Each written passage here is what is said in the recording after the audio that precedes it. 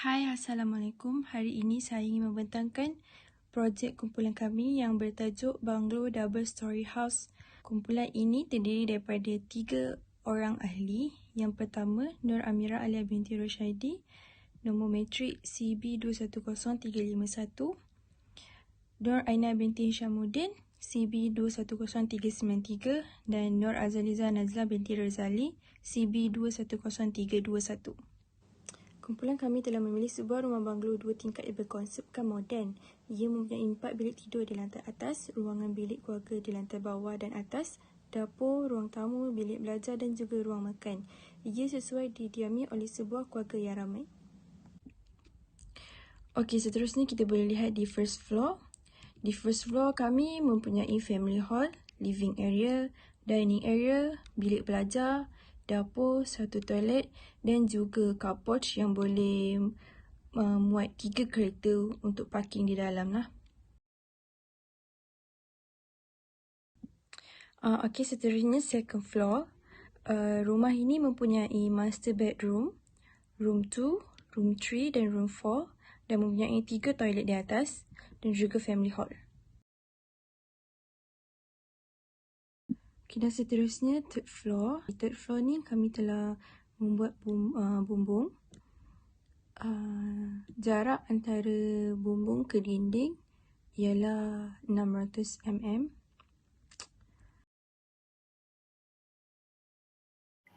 Saya teruskan dengan pandangan 3D. Di bahagian ini saya telah sediakan satu video untuk pandangan 3D bagi rumah banglo 2 tingkat ini.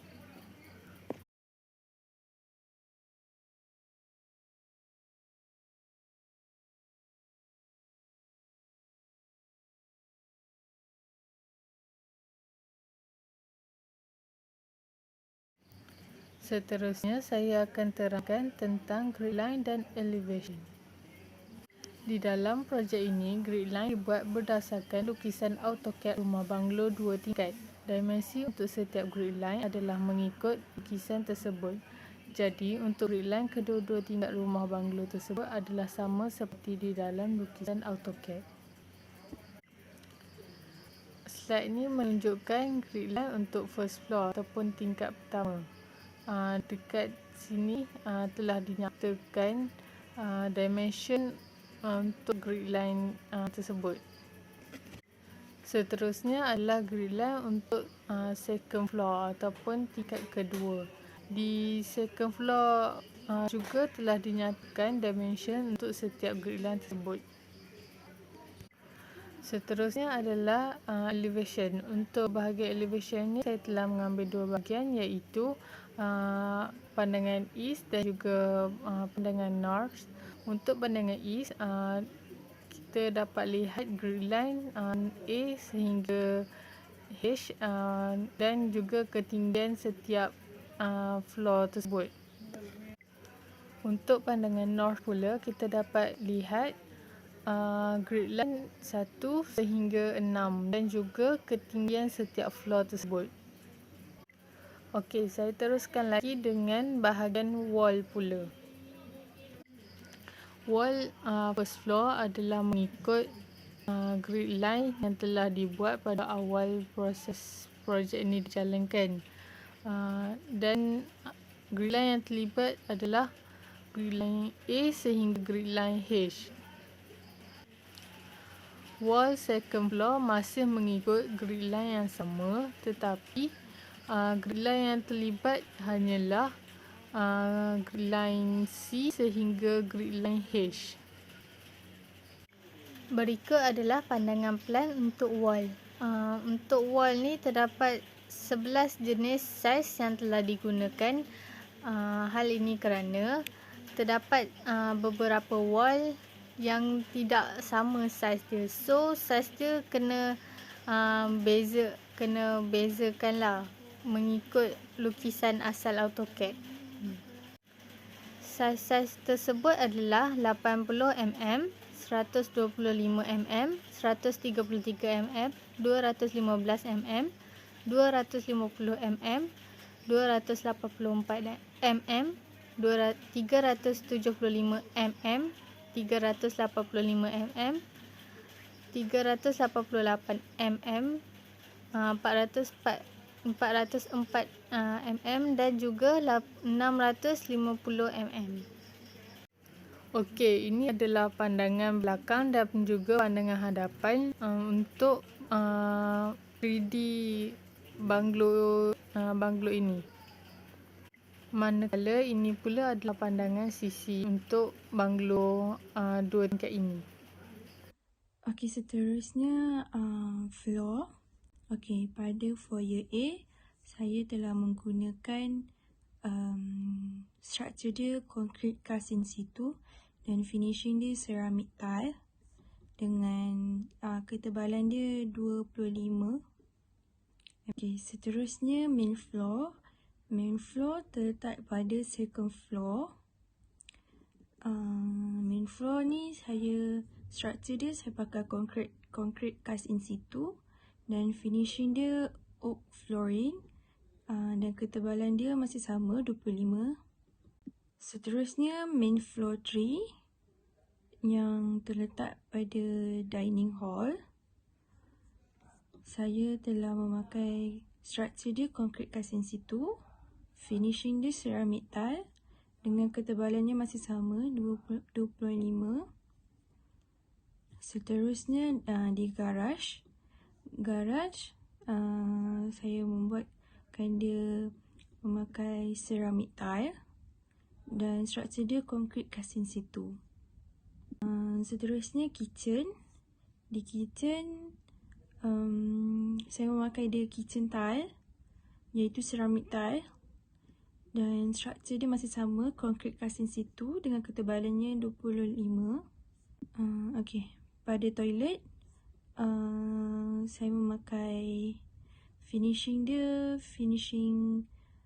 toilet and concrete dia cast in situ, ketebalannya masih sama 25. Akhir sekali di bedroom atas second floor saya memakai parket dan juga di family hall atas memakai oak floor. Seterusnya, saya akan terangkan tentang komponen. Di dalam projek ini, terdapat pelbagai komponen yang digunakan untuk memenuhi ruangan dan perhiasan di setiap bilik. Seperti tandas, dapur yang ada di banglo mewah ini. Sebagai contoh, di bilik tidur lantai atas telah dilengkapi dengan katil queen pada setiap bilik tidur. Terdapat juga tangga khas di arah dapur untuk terus akses ke family hall. Ini adalah antara komponen yang digunakan di dalam banglo 2 tingkat ini. Seterusnya adalah ruangan tingkat atas. Seperti di dalam slide, terdapat 4 buah bilik tidur yang mempunyai perabot tersendiri. Untuk tandas mempunyai 2 sinki, 1 toilet bowl dan juga bathtub yang disediakan di tandas. Lagi di ruangan family hall terdapat 1 set sofa bagi keluarga untuk bonding time dan terdapat juga coffee table, TV dan juga 2 buah meja bulat sebagai perhiasan. Seterusnya adalah komponen yang diletakkan di dalam ruangan bilik tidur, iaitu sebuah katil queen dan meja perhiasan dan juga meja bulat di bahagian sudut. Komponen lain adalah pagar yang diletakkan di tempat parking kereta atau carport. Pagar ini saya dapatkan di internet. Saya muat turun atau download dari situ. Kemudian saya import komponen ke dalam Revit dan saya apply ke dalam drawing banglo 2 tingkat ini. Saya terus ke bahagian window dan pintu, window dan door. Jika dapat dilihat di dalam slide atau gambar rajah yang saya kongsikan, terdapat dua jenis tingkap sahaja yang saya gunakan, iaitu tingkap ada 3 daun dan juga tingkap 2 daun. Tingkap yang 2 daun menunjukkan bahagian tersebut adalah ruangan yang panjang. Ia sesuai digunakan bagi di ruangan itu kerana ia juga bersegi. Untuk tingkap 3 daun, ia sesuai digunakan di setiap ruangan bilik, dapur, living hall kerana ia lebar dan juga mempunyai sedikit kelebaran ke depan, dan ia mempunyai 3 daun. Ia amat sesuai dengan pencahayaan dari luar untuk terus ke dalam rumah. Seterusnya adalah pintu. Terdapat 3 jenis pintu yang saya gunakan di dalam banglo 2 tingkat ini.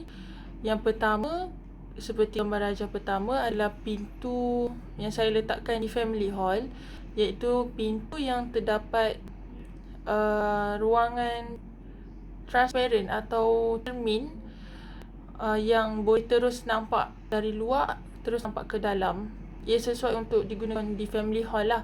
Kita boleh tengok family kita tengah buat apa, so kita boleh nampak. So yang kedua adalah pintu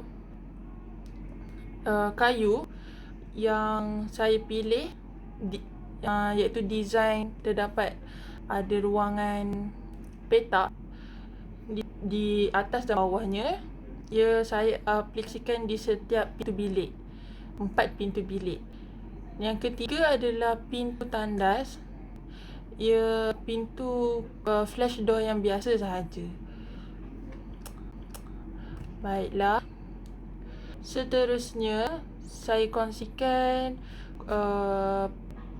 jenis pintu yang saya gunakan, iaitu terdapat 4 panel sliding door, iaitu saya letakkan di dining area, connection dengan living area, dan ada pintu 900 kali 2000 mm. Pintu seterusnya, door interior double pocket, M door interior single panel wood, dan akhir sekali ialah M door interior single flush panel wood, iaitu yang terakhir adalah pintu tandas.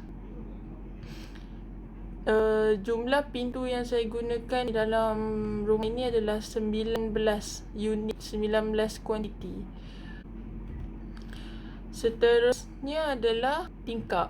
Ini adalah jadual tingkap yang saya gunakan di dalam rumah banglo ni. Terdapat jumlahnya ialah 25 kuantiti tingkap dari ruangan bawah hingga ke atas, iaitu terdapat tingkap 36 kali 72.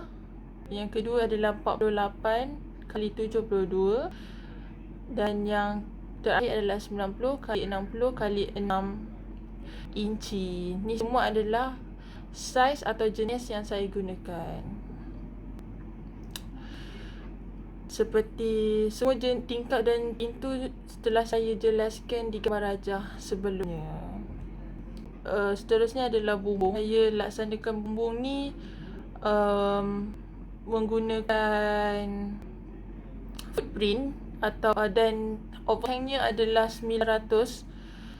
Saya memilih untuk pecahkan pada 2 jenis bumbung, iaitu pertama adalah di ruangan utama rumah seperti gambar rajah.